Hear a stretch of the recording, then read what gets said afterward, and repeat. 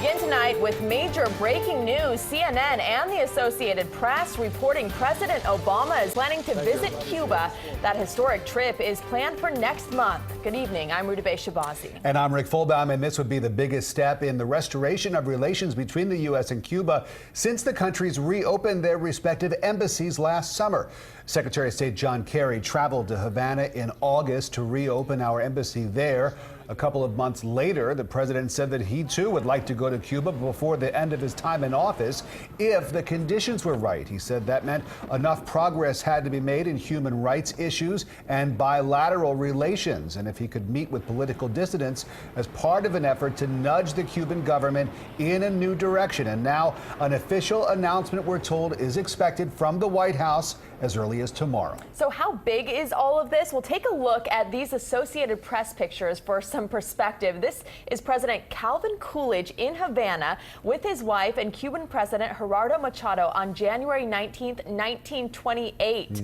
According to the State Department's historian, that trip 88 years ago was the last and only time a sitting U.S. president visited Cuba. Congresswoman Ileana Ros-Lehtinen invited us to her home tonight to give us her reaction.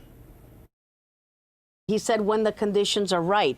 And so I asked myself, what happened to make the conditions right? Absolutely nothing. In fact, they've deteriorated since the president made his speech on December 17th of not last year, but the year before. There have been massive arrests, massive detentions. Today, just today, almost 30 ladies in white, that is a peaceful, pro-democracy human rights group, they were arrested. Well, at just around the same time that we were talking with the Congresswoman, presidential candidate, and Florida Senator Marco Rubio had this to say on CNN. Is that something, as president, you would ever do? Not if it's not a free Cuba. And I'll tell you, the problem with the Cuban government is it's not just a communist dictatorship. It is an anti-American communist dictatorship.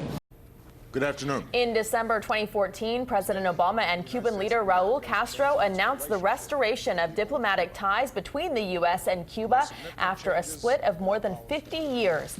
The two shared this handshake at a summit in Panama last April, and we are already working on our coverage plans on CBS 4. You can count on us to have it all for you.